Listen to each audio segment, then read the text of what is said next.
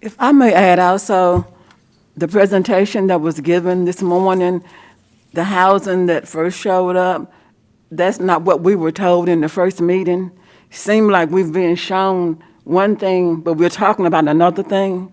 He's talking about apartments. And if so, I think the city of Canton would like to see houses, upscale houses to come up, not a lot of more apartments. So seemingly, we've been deceived on actually what they're intending to build.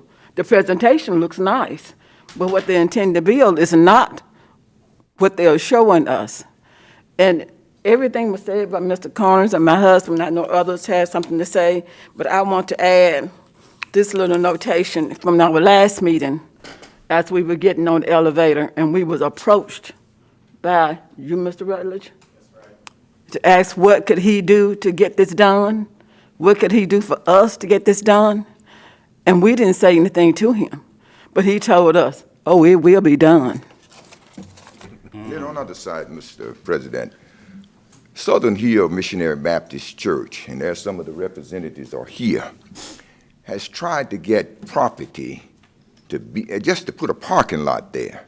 That church has to park their cars on Highway 16 every time they have a meeting. Cannot ever park their cars, but they've been trying to get part of that property just to build a house, build a parking lot, and they would not sell it. So I think that would be an insult to that church and that community for to allow some low-income apartments to take place there. Thank you for your time. Thank you. Thank you. Ms. Hattie? Also in the presentation, I saw where the little store and where those big trucks are being parking. Are you saying that he owned that land? No. He's not owning that land? That was in the presentation. I was just wondering why wasn't it fixed up or why wasn't it taken care of? If the apartments would be the same way.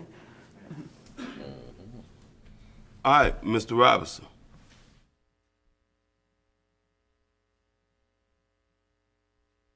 Thank you, Mr. President, Board of Supervisors. My name is Mac Robinson, and I'm a member of Southern Hill Missionary Baptist Church. I've been serving on the deacon board down last 40-some plus years. And I'm here to represent the church in the board of members, which are 139 members on roll. And we stand against those, he called in his presentation, high quality housing, but you cannot get a high quality housing when you're working at Piggy Wiggy. You cannot afford that. And like the gentleman said, in 20 years, he gonna own that problem because the government gonna be paid for it. I stand for Southern Hill Missionary Baptist Church. We totally against that. We've been trying to buy that land for years and years, and we haven't got it yet. So we as a church, we stand against that. And another thing, why Les Penn gonna control something belong to the county? I mean, you should see something wrong with that already. They trying to scheme us, and we're not gonna go for that. Thank you. Thank you, Ms. Robinson. Anybody else? That gentleman back here, I can't tell who that is.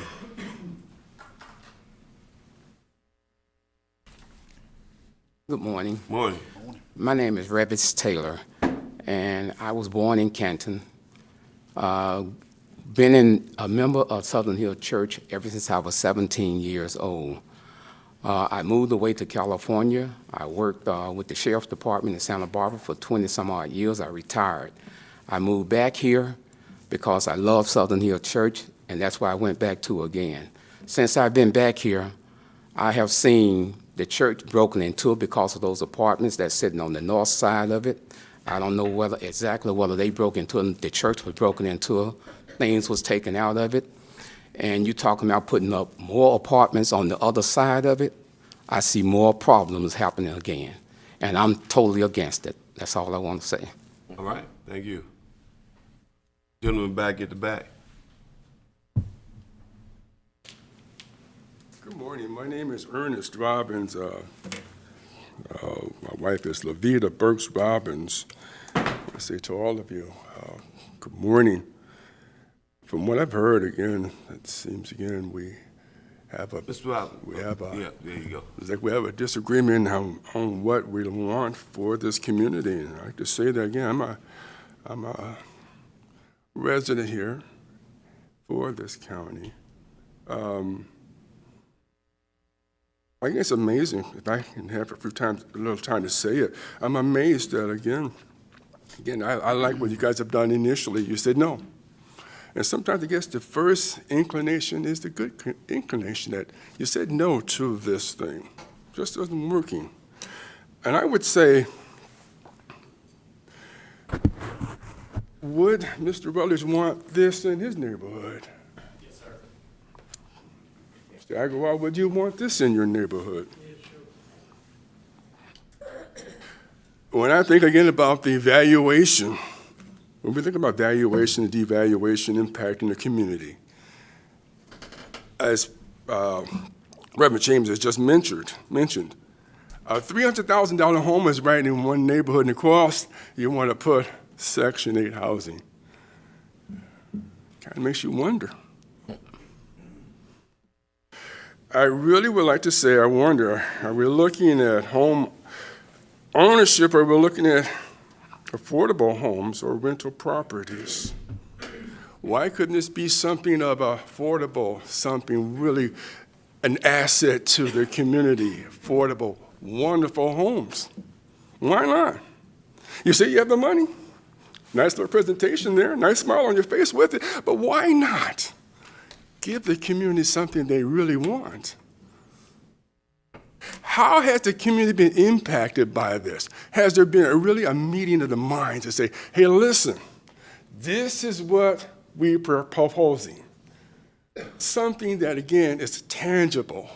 When we look at the other communities out there that are now growing, I think about Amazon out there. Look what's happening. This is wonderful what's happening in this community, but why would you want to just say, well, this is going to be good for who? Who does this really benefit? I really wonder. And again, with the 18 people that I've looked at that have talked to Attorney Connor, they said, listen, this doesn't meet the vision, doesn't meet the outlook, the hopeful things that we're looking for in this community. This doesn't benefit the community. You guys made the right decision initially. Why would you change from an R2 to an R3 type of zoning for this project? It makes you wonder. I would say again, I hope that you guys are going to follow your first mind. Why would you change your mind from what you've already decided on? You followed your hearts and your decisions with it. Hopefully, again, the voices that you heard were just a few. But my God, what if more voices do come out? Again, there's 18 people here from what I have here that have said, I would like to see you got some names on there? I'm sure there's some names on here. Or just addresses or what? I'm sure you will want to know what your constituents are saying when we think about voting, upcoming elections and things.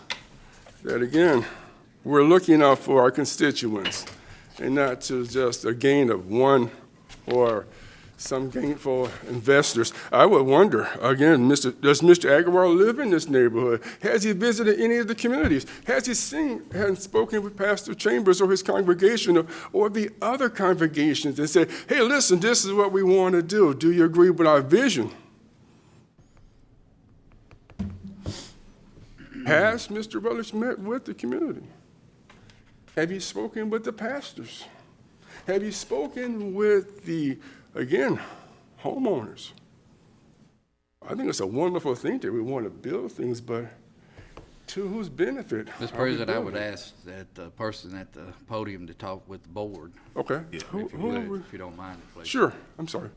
Who are we looking to benefit from this venture?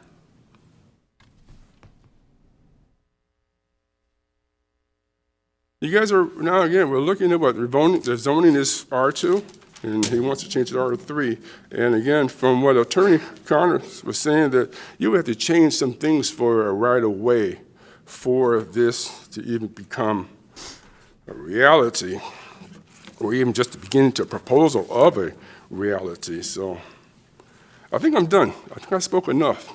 But I would say again, if the community hasn't been really involved to a vision, if valuation and devaluation hasn't been discussed with this community, how this would impact the community, why not? Why wasn't it discussed? Something's gone wrong here. Something has gone awry that will allow one person's visions to govern a future of Canton and its community. Thank you so much for your time. Thank you. Thank you. Anyone else want to speak opposing it? Mr. Griffin, I just want to say the names that were provided by Mr. Robbins, those were emailed to me last night from Mrs. Levita Robbins, who is his wife. She couldn't be here today because of work. All right, Mr. Rutledge? Yes, sir. Hold on just a second. Yes, Hold sir. on. Yeah, Mr. Roberts. We have a lot of email that the church can hear, so they get email. Okay. Okay. Big deal. All right, now, Mr. Rutledge, anything you want to say or what they said that? Yes, sir. I appreciate it, Mr. President. I'll try to be brief, but I do want to address, there were some serious allegations made against me, which goes beyond a real estate question. So I want to address those, but also I want to focus on the facts of the issue. So two things. The word scheme was used. There's no scheme. The presentation I presented today was identical to the one you saw last time. All that was added was some pictures that were requested around the signage. So I just want to be clear that there's no scheme and no swapping. Can you tell me your name?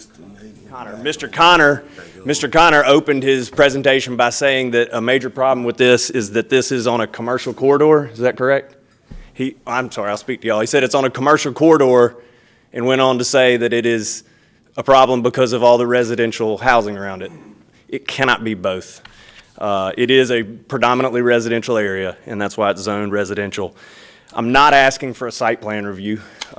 Curb cuts and questions like that are appropriate at site plan review. I'm simply asking for the opportunity to pursue funding. The majority of the concerns boiled down to, as we heard, is, and I'm just going to be direct, asking the board to make a decision based on discriminating on income status. And I would suggest that that's inappropriate, that when your neighbors are saying, we don't want low-income housing, we don't want low-income people across the street, I would suggest that that is an inappropriate consideration. However, what was being presented as to what I'm going to build is 100% false. I'm not proposing to build anything that was described here. I will use 0 Section 8 funding. So their facts are incorrect, which I forgive them for that, but at the same time, I'm going to defend when it's being called a scheme. What I do is cash rent, and if the people cannot afford to live there, they don't live there. These units are, I have about 35 of these communities. We have won both national awards for best workforce housing. And another question is, would I want this where I live? I have a wife and 4 kids. I built 150 of these units about a quarter mile from my own house. And they are absolutely outstanding because they are not Section 8 housing. They are workforce housing that are for people probably like a lot of the people in this room, respectfully. With regard to the income level of the residents, they will be unequivocally higher than the majority of the houses around the area. I can understand people being angry at a target that doesn't exist, but that's not what I'm proposing here, even if it were an appropriate consideration. The best point was made here was that there hasn't been a new home constructed in that area. How many years was it? 51 years. In my view, that is a problem. that is stagnation and that development is good, and that you end up with places like Pecan Village when you don't provide new construction, high-quality homes. If you want to transition an area upwards, you want to bring in the highest quality product to give people an opportunity to live somewhere nice. They currently don't have that opportunity, and that's what I'm seeking to provide. I believe that covers the majority of the comments made, but it really boils down to what was attacked here today was something that's not being proposed. As I've said from day one, this is workforce housing, zero Section 8 funding, cash rents, no government subsidized rents at all. So that whole story is just completely fabricated. And I think it's a good thing, and I'm certain, because I've been through this before, that if we're able to obtain funding 3 years from now, everybody here is going to be celebrating it, just like they do in every single community we've built in before. I do understand the concern with other types of funding and other types of housing that are problematic, but that's not what I build. And I've made that abundantly clear, and there's a point at which you can only say it so many times. But I do request the rezoning and look forward to the opportunity to bring what we do to Canton. All right, you'll just stay up there a minute. Scott, come up. Come back to the mic. Give me your definition of workforce home. A common definition of workforce housing would be at or around 80% of the area median income or lower. One of our most recent developments, that is around the $45,000 per year mark, with rents around $800. So they are moderately rent restricted to enable people who kind of fall in that gap. They're not the lowest income people, which is what Section 8 serves, but they're also not people who necessarily are in the best position to have a mortgage. They fit right in the middle. It's kind of a donut hole, as they say. So it's not my definition. That definition already exists, but that's what I do. All right, Scott, the property is zoned R2 now, am I right? Correct. All right, R3, if it's zoned R3, that puts it where he can build apartments out there? Correct. Because what you showed up there was another development. It wasn't what you proposing to put out there. That's what we're proposing to build, and those would be considered apartments. There's a wide variety of what constitutes multifamily, everything from what are called garden-style apartments all the way to high-rises, and we are proposing, those were attached unit structures. But the fact that you said that is why we design them that way, because we want them to not look like just, what is generally looked down upon in multifamily are breezeways on the front, common areas where you could walk along the front of the units, and units on top of units, and street parking and that type of thing. And we have intentionally designed them in such a way that those are attached. Those are considered multifamily because it's, I believe, 4 or more units attached. But you're right, they don't have that appearance, and that's very intentional. And don't get me wrong, I'm not anti-apartment at all. I understand. But I am listening to my constituent base. Scott, R2, where what is zoned now, would he be able to go in and build what's out there on King Ranch Road now with those tax credit? These are homes that basically could be rented out. I think they buy them, rent their own out there on King Ranch Road. With that R2 zoning, would he be able to build that? Yes, they would restrict it down to a 1/4 acre lot, essentially. But yes, it's for single-family residential. Yeah. Okay. And to my constituent base, I'm disappointed in you all that I didn't hear about this, and didn't hear from you all until right now. When there's something being going on and rezoning in just about everybody's supervisor district, and it being appealed, that it been failed and it being appealed, most of the time that supervisor get phone calls, emails, and everything. I didn't hear from neither one of y'all, and a couple of you all I talked to in the last 3 days, and didn't hear from me. But that ain't blinding my decision. Yeah, I'm gonna let you. Yeah, Mr. Chamber, Reverend Chamber, come on.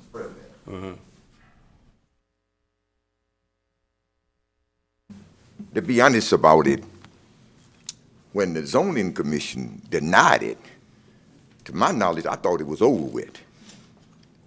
And for its appealing it to the Board of Supervisors, and you said that you didn't hear it in any of your constituents, and you are my supervisor. Yeah. I never said anything to you about it because I felt like that was it, when the zoning commission denied it. And but then only to find out about it, Ben sent me a letter saying that they had appealed it to you, to the Board of Supervisors. That's how I found out about it. Yeah. And Mr. President, may I respond with regard to what's on King Ranch Road? I actually was working for a construction company that helped build those. We cannot build those. The funding, it's similar funding that was used in that area that Tom Riddell did. The funding program has changed such that they say jump, you say how high, and what they've requested are small scale attached units, because what it balances is upkeep, where single family detached isn't always the best, versus avoiding high rise, which is also not what's proposed. So just so you know where we're coming from with this specific request, if it were R2 and single family detached, even if we wanted to do it, we would not be able to obtain the funding. Okay. Ms. Chamber? As to saying that, I said that we were deceived. We were told that they would be high-quality housing when we first had the first meeting, so we were thinking of housing, only to find out that we were talking about apartments. Now, in last meeting, you said the presentation was the same. We didn't have a PowerPoint presentation in the last meeting. Some of the committee members had papers, but we had nothing to go by. So we're just now seeing a PowerPoint. Okay, and Ms. Hattis, on I think you said he had spoke to you all about what could he do to get you all to support this. Yes, and my mother happens, okay, sorry, yes, sir. Now, that is pretty common with a developer coming, trying to get some approved, to communicate and work with the community that is opposing that. So if he asked that question, he should have tried to sit down with all of you all and see could you all could have worked out something. I don't know if we passed that spot now, you all trying to work out something. I think you all, and correct me when I'm wrong, is opposing apartments. And don't get me wrong, I'm not anti-apartments. So you all got me in a spot here because I believe in growth. And that property over there probably would look better if they had some new type apartment homes in it, because I know it well. I pass by maybe twice a day. And right now I'm gonna let in other supervisor weigh in on it while I give it some thought. Mr. Bank? Yeah, well, the first thing I would let you know is, I'm not a person that fights apartments, but,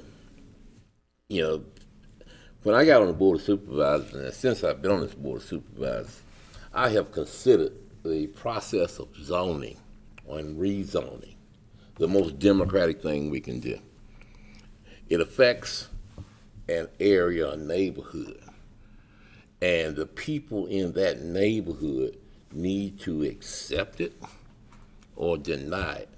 We as a board should be sitting here as referees trying to figure out how many, people in the neighborhood want it and how many people in the neighborhood are against it. As a matter of fact, I remember prior to being on the Board of Supervisors, when I came up with the whole neighborhood of Chin subdivision, and we filled the courtroom up, or the boardroom up that time, and there was a developer building apartments that we didn't want.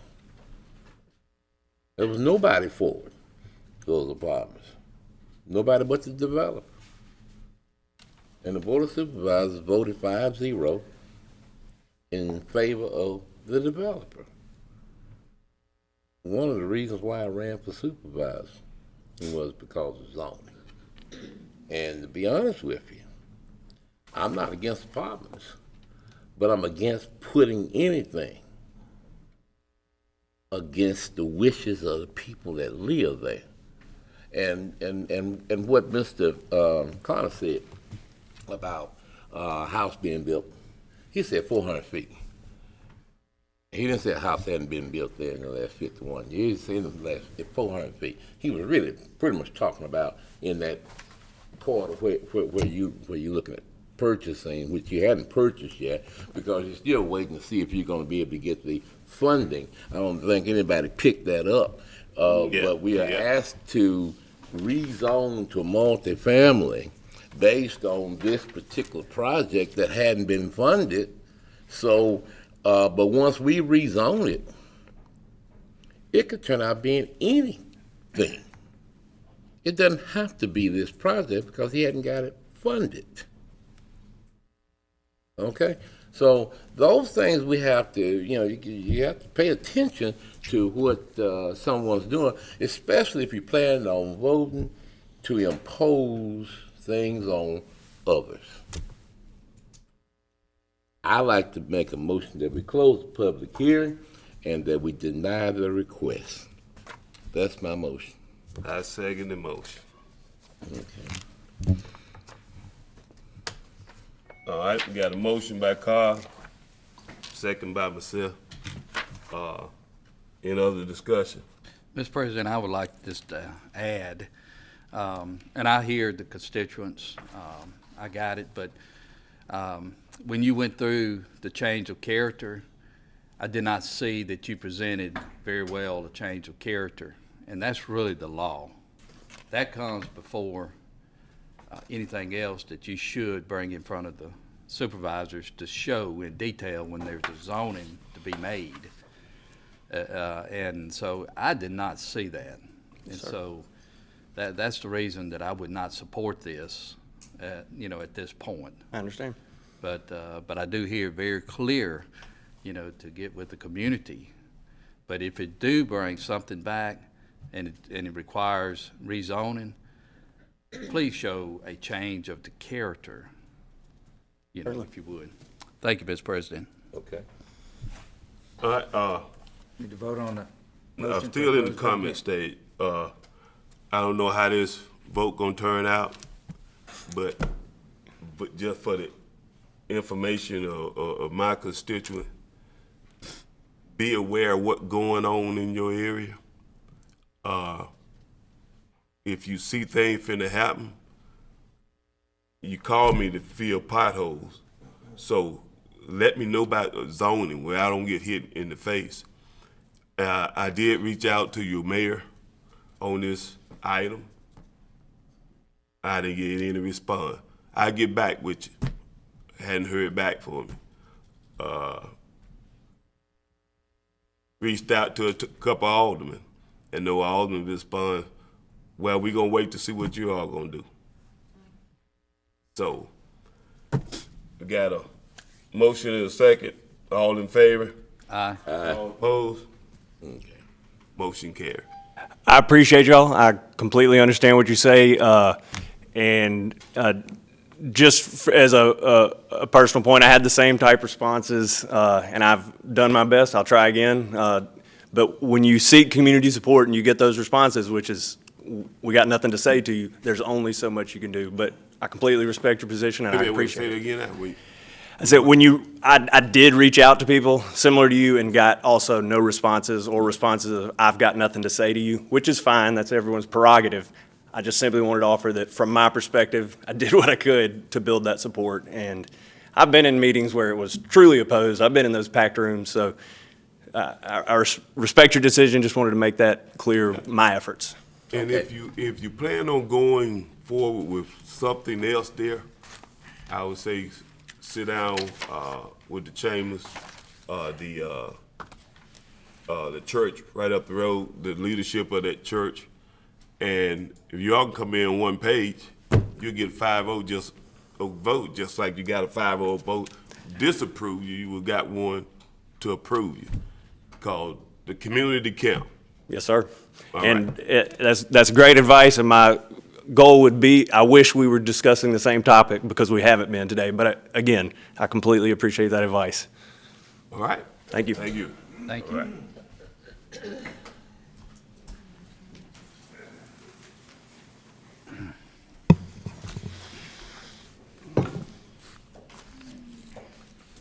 Scott, what else? Number 83, this is Proprietor's Point. It's a plat amendment. It's off Cedar Hill Road and Mount Leopard Road, Supervisor District 4. Carl. There's a motion by Carl, Yes, a motion. second by Troy.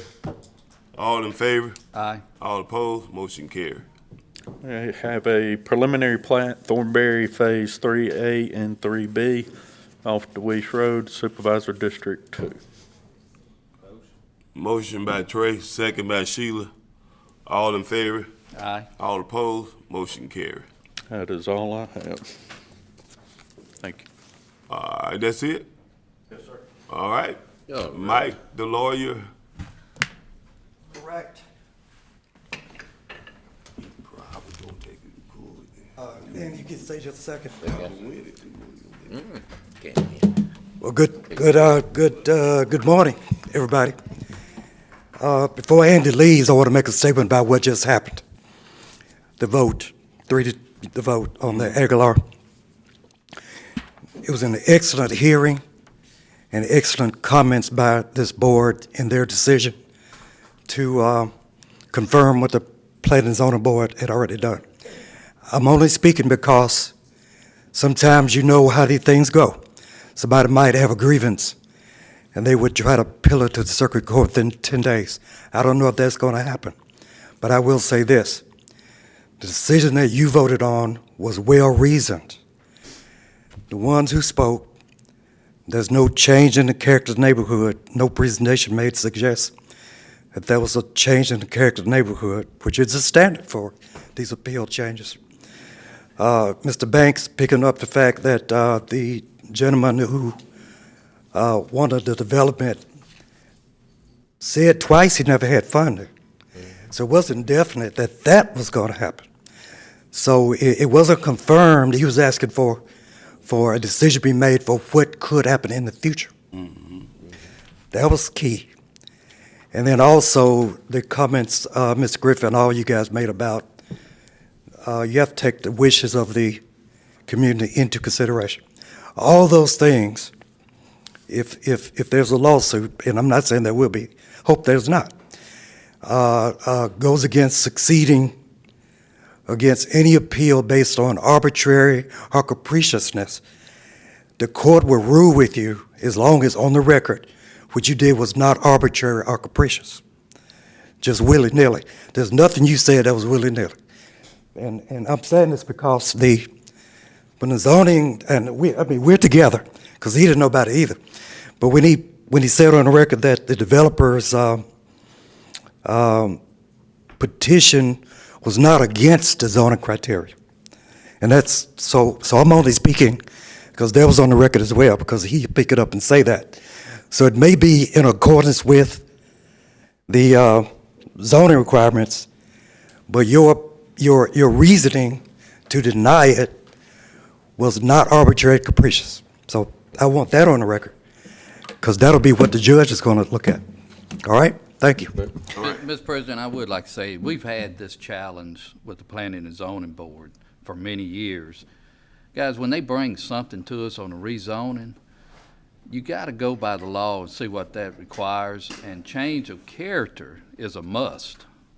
It's not a say yes maybe or no maybe. And I didn't see any of this from the Planning and Zoning Yes, sir. He did, and I think the board minutes spell that out. He did a little bit more in his presentation to the Planning and Zoning Commission on the change in character of the neighborhood. That was met with some challenges and some oppositions too, but he did present that more to us than he did here today. Well, okay, from what I saw today, he didn't even come close. No, right. And regardless, regardless, I wouldn't have supported it for that reason, because we've got to treat everybody the same. I agree with Come you. in front of us on the rezoning. So, He did in our meeting, but I don't Okay. even know if he touched on it today. I yeah, agree with you. Okay, thank you. All right. Yes, All right, that's all I want to say with Andy here. I have 3 items for your consideration, all pretty quick. The number 85 is exemption for the Korean Church of Jackson. It's really the church in Ridgeland, not in Jackson. Right. And the board will remember that at the last meeting, a gentleman from this church came to this podium and spoke about wanting a tax exemption. And looking over their application, we had some questions. And the primary question was, was any part of this property leased for consideration? And he said yes. So you suspended and asked me to look into it. And I thank the tax assessor for helping me to look into it, because Norman jumped right on it and sent somebody to that church. And so first of all, they do own it. There was a sale. Land records indicate that they own the land that we're talking about, and they're not, they own the land. That's for sure.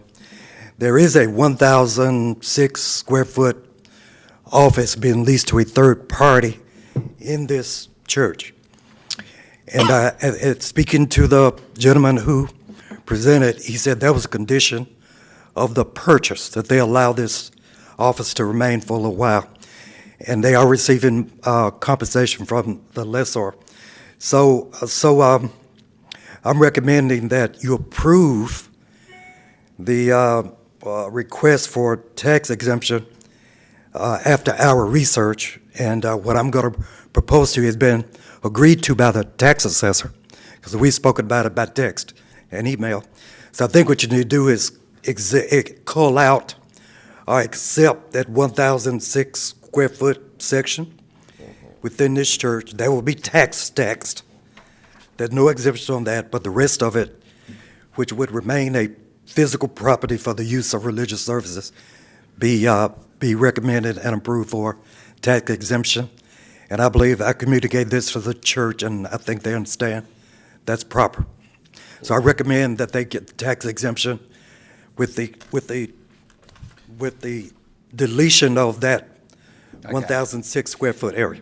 Mr. President, I make a motion to give the tax exemption without the 1,006 square feet lease that they currently have for this church. Second that motion. Motion by Gerald, second by Carl. Any other discussion? I do. I just want to know, will we check on that periodically? What if they end up leasing more or leasing less? I'm sorry. Should we, will we have some way to check on them periodically, like once a year or so, in case they're leasing more or leasing less, or sounds a little confusing to I me. understand. If you go to the schematic, which you can click on it, you'll see that it was drawn out by the tax assessor. Okay. So we know exactly that office, and there was a condition of their purchase. Okay. So I would imagine We're good? that when that expires, they're going to come back and ask the tax assessor Awesome. Thank you. to exempt all of it, but we're not there yet. Okay. We're only doing what the investigation concluded, all right? So I thank the tax assessor for that, because they did most of the work. All right, second is, I ain't I'm sorry. carried that yet. Got a motion and a second. All in favor? Aye. All opposed? Motion carried. All right. Thank you. The second is, we anticipate opening the park in northeast Madison County soon. And there's some beautiful structures out there, pavilion and a community building, that I'm sure that the community will like to lease. And to do it in the most efficient way, we believe that we should enter into a contract with a local community group to oversee the leasing of these events at the structures at our park. And so we do have such a community group called the North Madison County Economic Development Council. It's a local nonprofit, and they've agreed to on a daily basis, to supervise the leasing and the public events at this park, host them, whatever it is. They'll be responsible for hosting, and they have sufficient members to do this. So we have identified a community group. They're willing to do it, and we know that you want to know about compensation. There will be no direct compensation from the taxpayers of Madison County to this group to oversee leasing. The lease fees will compensate them for their duties. So there are a lot of activities and there are a lot of lease fees charged and collected. They'll receive 100% of that. But if there's hardly anything in a month or so, they won't receive anything. So they agreed to that as well. So the way we want to do it is that you'll contract with them to oversee leasing at the park, and then they'll collect the lease fees per month, and they'll turn it over to the director of buildings and grounds, so he'll know the activity out at the park, and then we'll know what they're due to be paid, and then the comptroller, he'll give it to Nassan, and the comptroller will put before you in the claims docket the amount of money that we receive from public events that you're going to give back to them in the form of compensation. So there's no money from the taxpayers, only from the users of the park. So I prepared a contract. Mr. Griffin's looked it over 3 or 4 times to get it right. And I recommend that this be approved and the process for collecting be approved as well. Mr. President, I do have a couple of questions, just clarification of understanding. Go ahead. Would you go over again, because I'm reading here, and I should have read it 2 or 3 times before I got here, but I didn't. But it says Madison County, well, it's on, I'm reading from A4. Talk to me about that. A4? Yeah, A4. Tell me again how the money will flow. Okay, A4 refers to C1. Right. So look at C1. Aye. Compensation.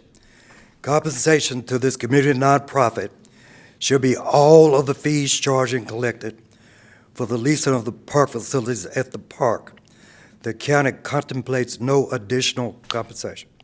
So if somebody wanted, if a community group or a person or a family wanted to have a family reunion at the community center, then they would go through this community group, Northeast Madison County Council. And they would schedule this event, they would oversee the event, they would make sure it's cleaned up after the event, and the lease fees that are charged would be collected by this group, and then they would call the Buildings and Grounds coordinator, and they'd say, we have, on a monthly basis, we have this much money in lease fees collected, and they'd give it to the Building and Grounds director. So we have a record of the number of activities that month. Yeah. And then the Building Activities director would give with Nassan, and we would deposit the money, and she would put it on the docket, and then we would pay them. Okay. Check be made out to Madison County. Okay, I got that part. Now, we have a schedule of the fees to be charged for the events. We do. Now, I didn't see that connected to this. Is it connected to this? I didn't see it connected to it, but it can easily be connected to it if the board chooses to. Yeah, I did connect it. Okay. It's in here. Well, yeah, I connected it.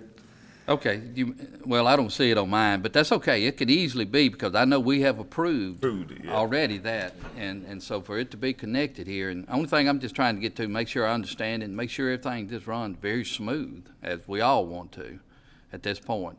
Right. And so basically, this group, nonprofit group, will be in charge of making sure that any activities that they have scheduled will be cleaned up by We connected, I'm sorry, you finished? by the group that is doing the leasing. Yes, sir. We connected in item 1.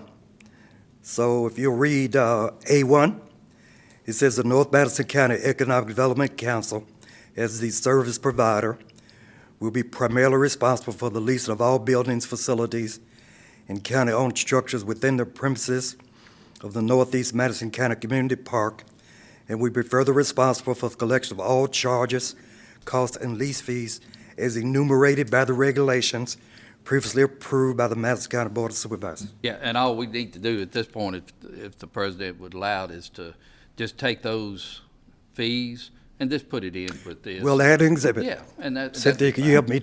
We'll add exhibit to this. But my Yes. understanding, though, is that this nonprofit group will be responsible for cleanup as well.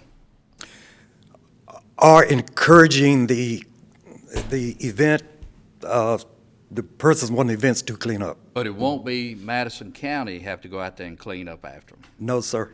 Okay. Now, I mean, we're going to have to sanitize the property on a regular That's right. basis. That's But correct. after every event, this is part of their job to make sure it's tidied up. Okay, that's a good deal.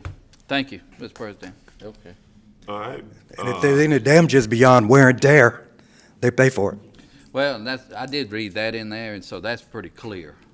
Okay? So, I'll offer for motion to approve this, contract. I'll second that motion. Second by Carl. Any other discussion?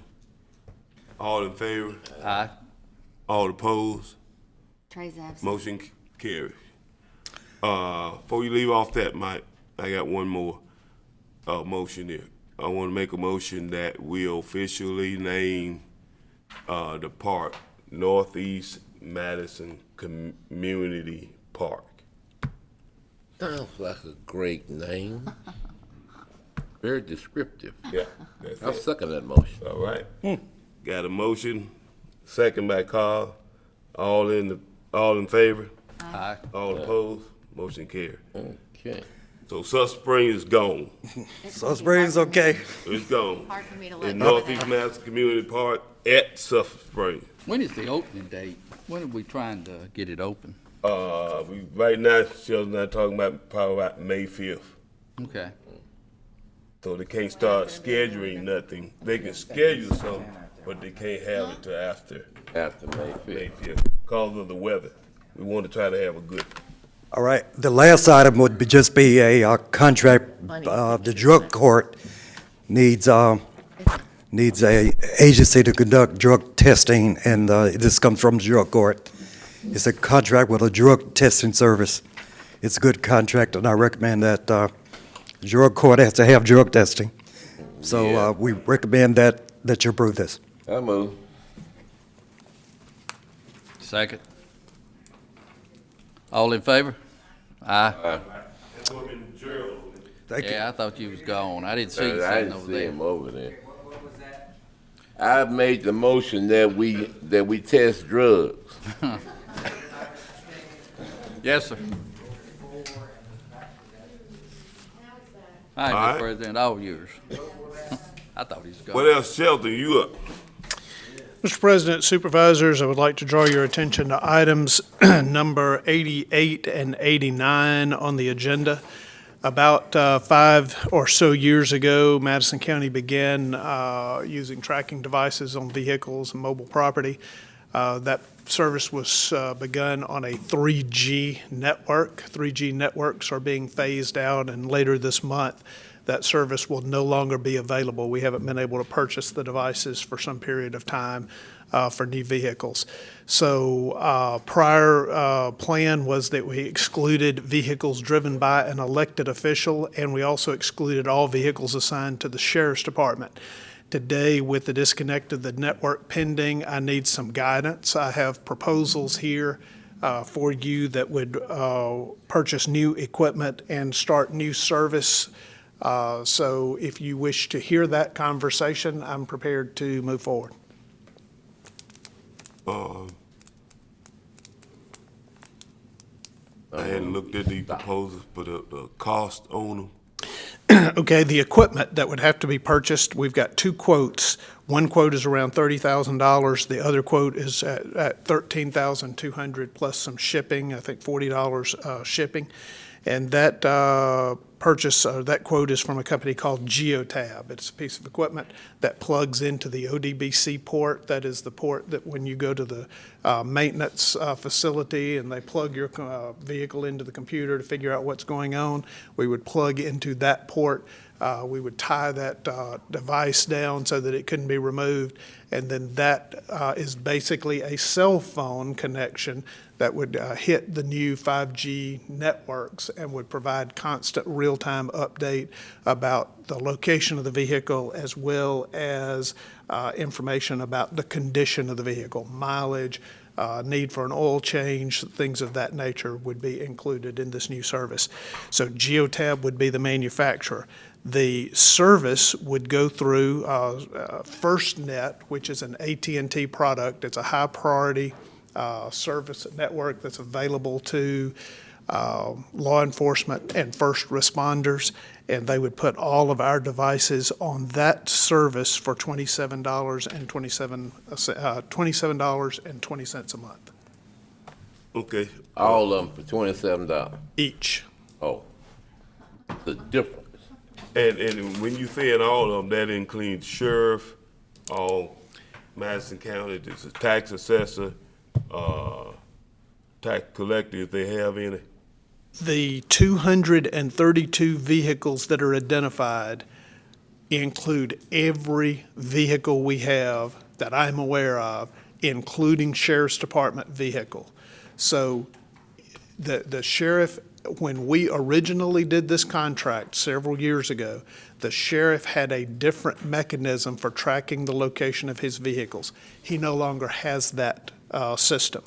So he has asked or has he is wanting to be a part of this system if you choose to renew it. So I would say to you that you would still need to consider whether vehicles driven by an elected official need to be exempted from these.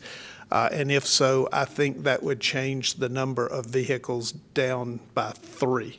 I think the tax assessor, board president, and the tax collector are the only ones that have vehicles right now. Yep, I'm well, not gonna put one on my car. yes, I don't know the wishes of the board. What's the total cost we're looking at on an annual basis? Somewhere over $60-some thousand. The monthly price for putting the trackers on all vehicles would be $63.10. So you're looking Like at 70-some thousand. you're looking at about $72,000, $75,000. $75,000. $75,000. What's the benefit? Just my thought on benefiting on just this Paul just thought. Yeah, give me your thought. I just think the sheriff's department vehicles definitely need to have this on it because of life and death situation on a deputy. Yeah. Get out there, something happened to him, they don't know where he is. That's my thought on that. Other county vehicles, Paul thought it was a waste of money. Who will monitor these children? Each Or how will depart- it be monitored? The way it has been set up in the past, and I would assume that we would set it up similarly, each department head has a login so that they can log in and receive a map that would show where their vehicles are located.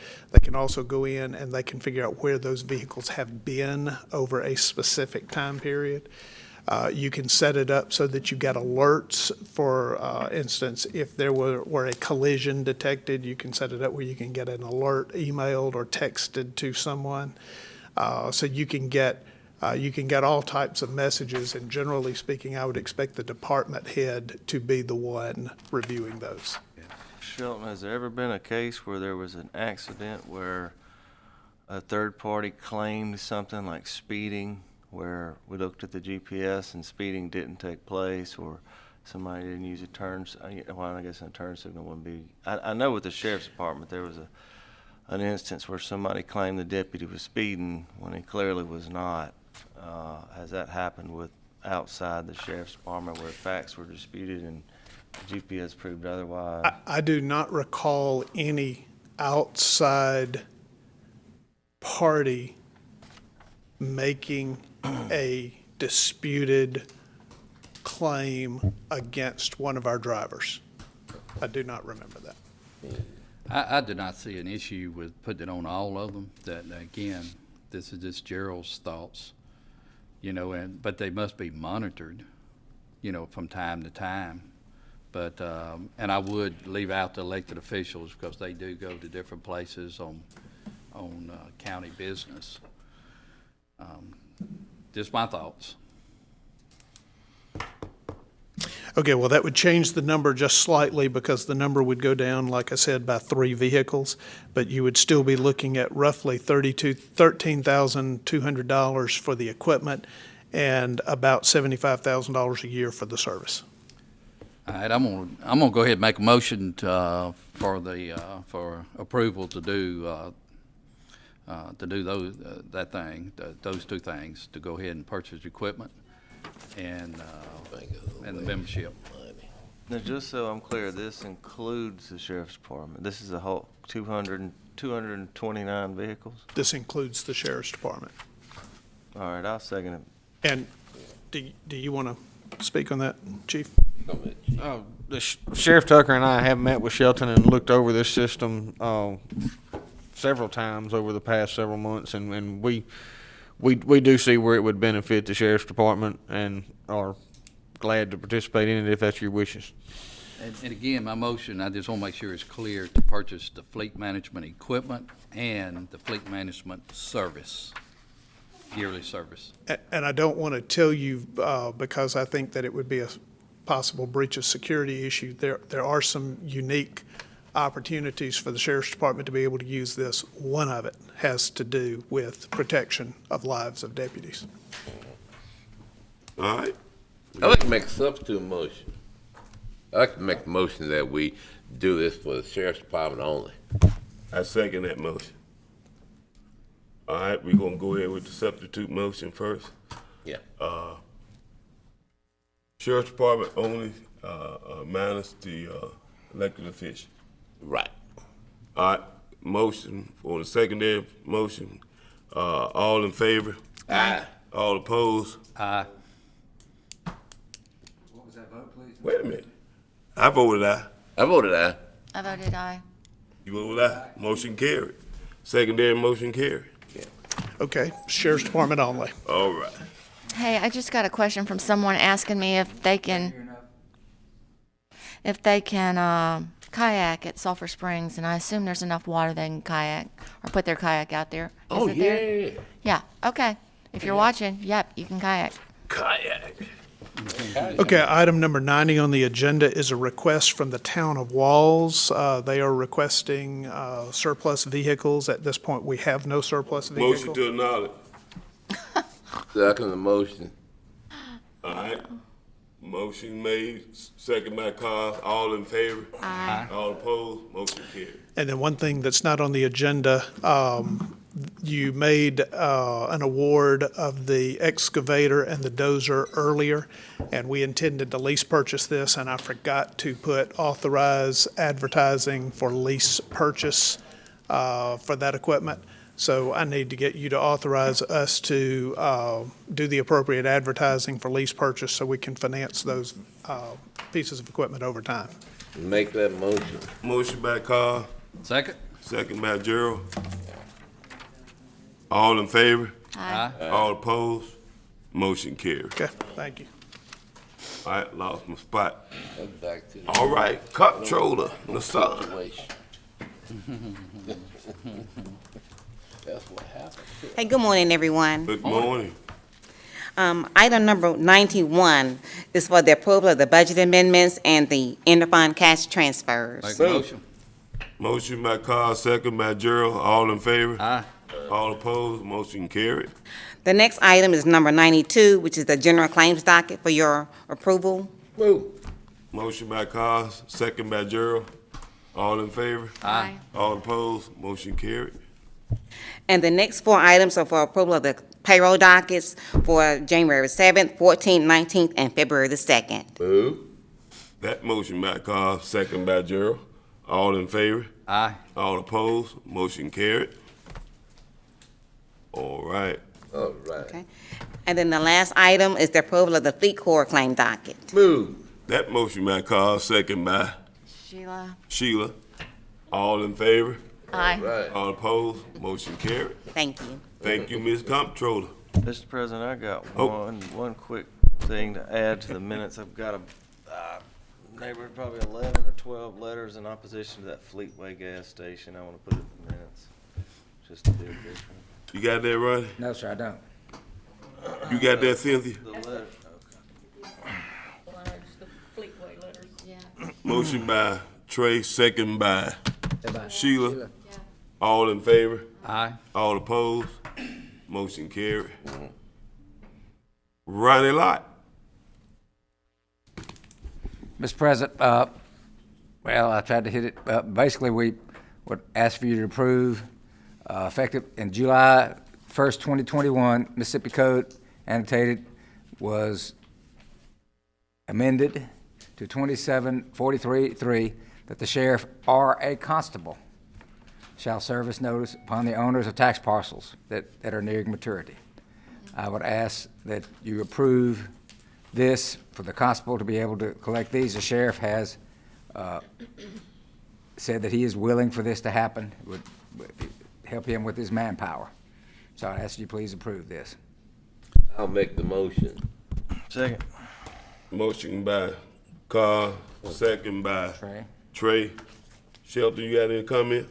Yes, Board, can I just ask, is this going to be paid out of your fees, or is the county, y'all are paying this instead of the county? I think Okay, it's thank you. paid the same as it has been. Okay. Only we've had the sheriff do it.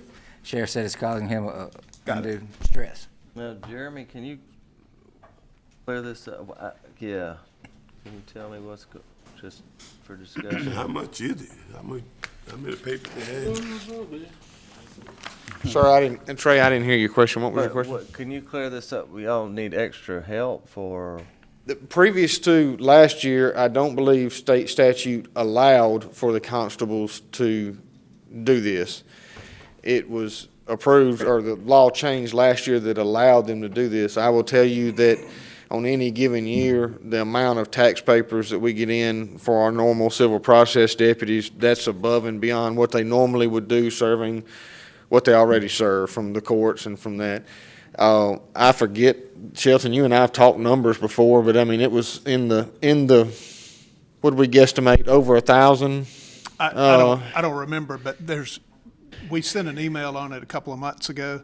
Yeah. And if it's paid through you, through the board, there's an additional cost associated with it. If it's paid through the clerk's office, then you don't have the additional cost. Okay.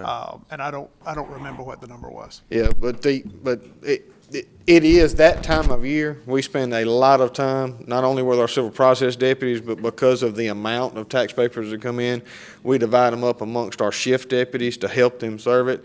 And it does take away from time that during that tax paper time, it takes away from times that a patrol deputy would be out patrolling neighborhoods that he's serving tax notices. My understanding is the constables desire to do it, and the sheriff has no objection to them doing it if they desire to do it. Okay. Mm-hmm. Motion is second. Did I carry that? Not yet. All in favor? Aye. Aye. Opposed? Motion carried. All right. All right. Where was I? We down to Randy. Randy? The chief. The chief. Three things, Mr. President. One of them, I believe you've already voted on the approval of this coming year's DUI grant. I believe it was on consent agenda. Before I leave, I'll ask the president to sign that. Secondly, before I leave, I will present to the clerk, if y'all would just acknowledge that I'm going to present to her for the record the meals report and meal log for January, as required by statute. Move to acknowledge. Motion by Carl, second by Sheila. All in favor? Aye. All opposed? Motion carried. Lastly, I'd like for authorization to bill the Mississippi Department of Correction for the December 2021 inmate billing a total of $15,394.76. Motion by Carl, second by Sheila. All in favor? Aye. All opposed? Motion carried. Thank you. All righty. Left Randy down to old business. We got an executive session? We do. 5 minutes. Oh, Now, man. we got another one, the update on, Macra. All right. Old business. We'll leave new business till after executive session. Yeah. Back and make a motion that we go into a closed determination for executive session. Motion by Carl, second by Trey. No, well, I don't think you gotta have a second for that, but okay. All in favor? Oh, right. All in favor?